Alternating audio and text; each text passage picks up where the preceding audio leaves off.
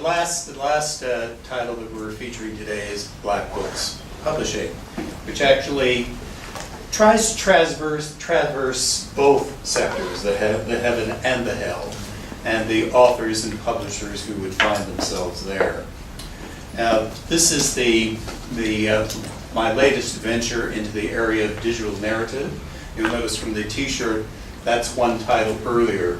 It's called Time Lord Dreaming, and that's actually out there as well. But the idea is that as you read, you are invited to be distracted off to the internet, and especially if you have the ebook version of either Time Lord Dreaming or Black Books Publishing, because there are all these links that tempt you away. And it's kind of like everyday life, where it's really a reflection of everyday life, where everything's a distraction, isn't it? And it's hard to sit down and read for an extended period of time. Anyway, so if you're an author, published or unpublished, or wish you were one, or someone who's worked in publishing, or wish you could, this book is for you. The question is, have I missed anyone in the audience? I just would like to read Carmel Bird's blurb, the back of the book. We had an extended conversation about this, and Carmel's not really one into technology, and it was all a bit of an education for her, but this is what she came up with. This is a thrilling, fast-paced satire of life in the publishing industry that must now navigate multiple universes, consider colliding galaxies, and take instruction from guides such as D.H. Lawrence, who is actually a character in the book. All this while the text leaps from biblical frameworks to internet content, giving a free and complex reading experience that takes in the irrelevancies of time and the breathtaking variations of dimension. You read some text and then you are guided to a short video, sheer delight. It might be music or the text of 11 strange facts you didn't know about something, or loud typing pool background effects for some detailed information on space-time. Be amazed. And David Musgrave, the novelist and fellow publisher, says, if only independent publishing was enjoyable as this novel about it. David Reiter proves himself to be an accomplished comic writer with an incisive satiric eye. Black Books Publishing is darkly funny. Now, I'm sure that most of you have heard of Black Books, TV serial. Right, well, there is some similarity between the two books. In fact, the main character's name is Dylan, but his surname is Cashew rather than Morant. Anyway, I'll read just a couple of sections out of it. And as Carl said, there are biblical references that break up, structure the book, and they kind of set the tone for what is to follow. So this one, part 4, is Leviticus. If you find yourself tempted to have sexual relations with an editorial subordinate, proofread the nearest manuscript. Again, I am the Lord your God. Okay, well, if you're a publisher, if you're an editor, there are various tasks that you're expected to do, and you have to deal with authors and so forth and so on. So this is one episode where Dylan, the publisher, has to deal with an author. Now, you look at me and you say, well, he is a publisher, so this is a memoir, isn't it? Right? He's just resurrected certain things that happened in his life. The subtitle is a novel, right? A novel. So these are inventions, and probably you'll figure that out when you read it. It was no surprise then that the real Smirnov sent his wife alone to Penticton, which is a town in British Columbia, right, to meet Dylan, who Smirnov had chosen to publish the memoir of his struggle from pauperdom on his arrival in Vancouver to number 17 on the city's most wealthy list. Dylan had hesitated. He almost never met with prospective clients in his modest studio, which seemed grander as described by Hillary, who's his wife, and is in PR, with liberal, if not poetic, license on the BBP website landing page. But Smirnov's offer of a $500 consultation fee for just a few minutes of your time heightened his curiosity just enough that he agreed to the session. He spent the appointed morning tidying his in-and-out trays, clearing away spent Scotch bottles. Dylan is very fond of Scotch, as most publishers would be, consigning the many rejected manuscripts to plastic garbage bags in the garage, even vacuuming them, waxing away the stains on his desk. When the doorbell rang at 9:15 precisely, he glanced around to the satisfaction of the job he'd done, forgetting he was still in his pajamas. As he opened the door, Katerina looked him up and down and smiled. "I like your dress coat," she said, in a slightly tantalizing accent. "Shall we get down to it?" "Excuse me a second," said Dylan, heading for the bedroom. "I forgot to feed the goldfish." "You keep goldfish in your pajamas?" "They're shy," said Dylan, slamming the door behind him, then shaking a fist at the full-length mirror. "You could have told me," really directing it at the absent DH, before slipping on clean shorts and the only business shirt and unwrinkled walking shorts he could find, then brushing his teeth in a nanosecond. "Now, where were we?" he asked, emerging, finding her poised on his chair in the studio. "Aren't you going to introduce me to your goldfish?" she teased, staring below his belt and smoothing her skirt over her crossed legs. "Maybe not," he said, drawing up a spare chair. "They're excitable." "I thought you said they were shy." "The two states of consciousness aren't mutually exclusive," he said, straining for formality. "Very well. Perhaps after we have signed the contract?" "You mean signed?" "Yes, of course. That's what I said. I have a second degree from Stanford University, so I do not make mistakes in the grammar." "Shall we get on with it then?" She fetched a check from her Gucci bag. Sure enough, it was already made out to Black Books Publishing in the promised amount. "It is all in order then?" "Very much so. Thank you." "Then we will want at least 5,000 copies for the advanced reviews, then reprints of 10,000 to coincide with the major book reviews. This is all possible?" I mean, if you knew anything about IP, you would know that is true fiction. The numbers were dazzling. Dylan's largest print run to date had been his vastly optimistic 500 copies for Arctic Secrets, that's his poetry book. 293, which remained in the garage as verified during his most recent stock take. "Of course," he said, "but first we have the matter of the manuscript, which I've yet to read." It struck him that he echoed her idiomatic expression with an awkwardness of his own. "We have first?" What was he trying to prove?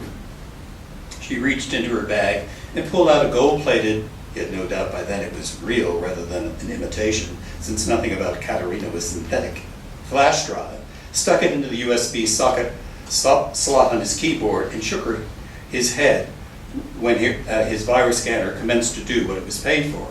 "Is there no way to override this waste of time?" she said. "Oh, that," he said. "Norton will be finished in a few seconds." A few minutes later, Norton was. Katerina slid her chair to the right ever so slightly. "You would like to scan a few pages to be sure?"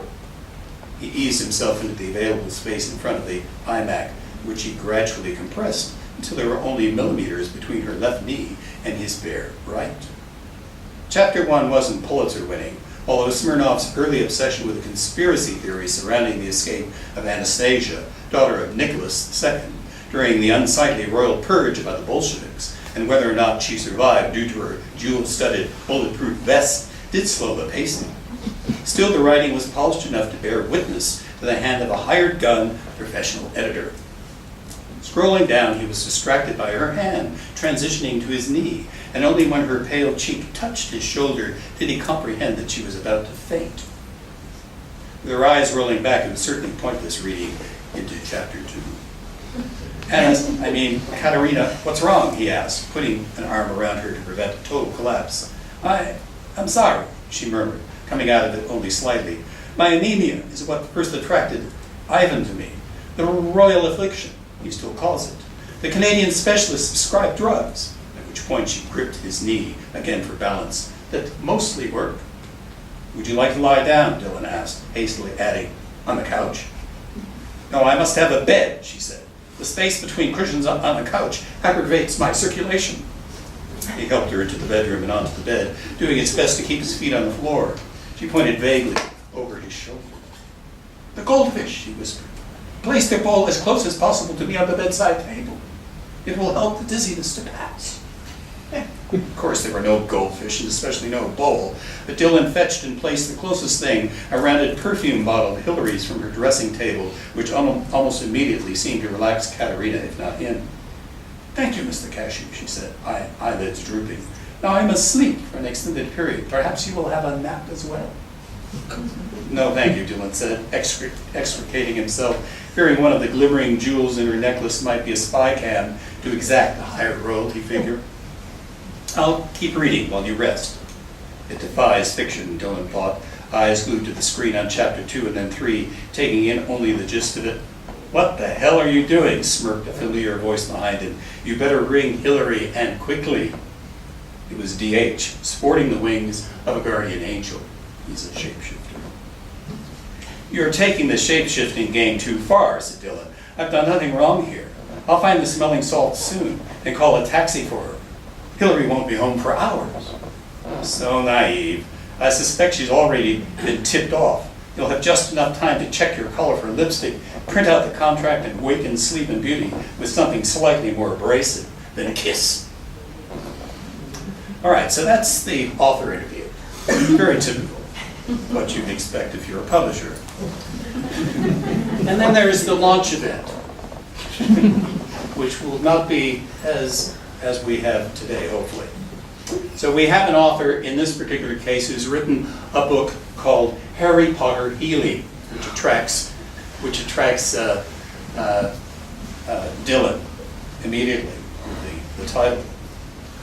And so they organize a contract for that and clear all the necessary copyright requirements with the various publishers and film producers.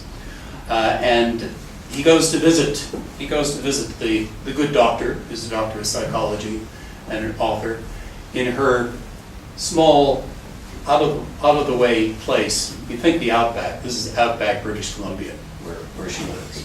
And she, as you'll see, she's met something of a character. And so it was that a roll of light midnight blue labels was produced by Penticton Rapid Printers with a 6-point disclaimer and attached to all copies of the book bound for public spaces like bookshops, libraries, offices of counselors, psychologists, psychiatrists, and especially the stock to be sold at the much anticipated Harry Potter Healing costume party and book launch to be held outside the doctor's trailer at 11:30 p.m. for a precise midnight start on the 31st of October, which even Dylan knew to be Halloween. The true Harry Potter aficionados would recognize as the death date of Lily and James Potter. Word of the launch spread as far as bytes could travel by satellite, and dozens of people of marginal Druid lineage pitched tents in a crop circle around her trailer from sunset on the 29th of October. In the absence of porta potties, no one seemed to notice the lurid scent of decapitated rats amidst the off-pitched strains of the Harry Potter theme song that echoed well into the wee hours. So crowded were the grounds that Dylan and Hillary had to walk most of the way in, elbowing away a swarm of fans from clawing at the boxes of books they had to lug in. Someone had already set up a half-moon of trestle tables outside the doctor's trailer, the legs of which were strewn with the sticky spider webs one expects to avoid on Halloween, the tops of which were covered with black crepe paper weighted down with assorted Harry Potter figurines of various sizes, some of which were slightly animated in the breeze by concealed springworks in their bodies, and it was all that Dylan and Hillary could do to breach the trestle table readouts without ripping away their paper facade. Overhead were strings of Chinese lanterns, whose faint glow grew stronger with the darkening sky. "Look at that," they said of the figurines. "I'll bet she's measured the distance between them with a ruler." Or with stale ballet castle bat wings, Dylan quipped. "You're really getting into this, aren't you?" she said. "Yes, pass me my cake, please." It's not midnight yet. Having unpacked and set up the book display with minimal intrusion on the figurines, Dylan knocked on the trailer door while Hillary kept watch over the books. "Too early," called a voice inside. "It's only 10 past the hour." "The plebs are growing restless," he said. "They want you to sign their books." There was a pause. "You mean you sold some? Before the stroke of midnight?" "No," Hillary called over her shoulder. "He's lying. They're only browsing. Respectfully." Just as well came the reply, in a horror-filmic low voice. "I would have had to call the whole thing off." But then the high pitch returned.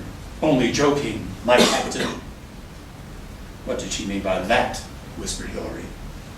I think she thinks of me as kind of a Severus Snape to her harmony, Dylan whispered back.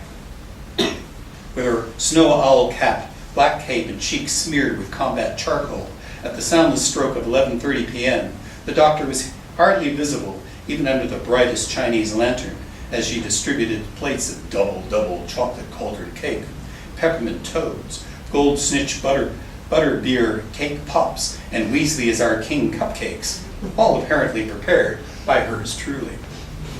Given the oversized rave crowd, these all disappeared quicker than anyone could have intoned Dumbledore and the Deathly Hallows. Probably the only one out of costume, a psychologist from the William Lakes Crisis Center, gave a nervous but emphatic launch speech referencing Bruno Bettelheim, the neo-Freudian who most in the mob assumed to be a minor wizard, then yielding the floor, or rather the ground, to Dylan, who provided minimal details about the Black Book publishing mission, lest some of them submit their overwrought druid haiku, adding to Slush Pile 3.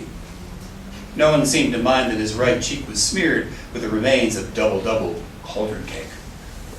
Then it was the doctor's turn. She had note cards that she had squinted at for a few seconds before hurling them over her shoulder like spilled salt and smashing her papier-mâché wand on the ground to gain attention, along with a piercing stare that even unsettled Dylan. Friends, she began, before lowering her voice nearly to a throaty octave. Friends, the book you see before you is my magnum opus, dare I say, my life's work. Countless naysayers littered the pathway at its genesis, but I regarded them as nothing more than cracks in the pavement because this work had to have its being through me, not as author, but as a channel for its timeless message. Night after night I communed with them, the hopeful voices of transformation, redemption, yes, deliverance.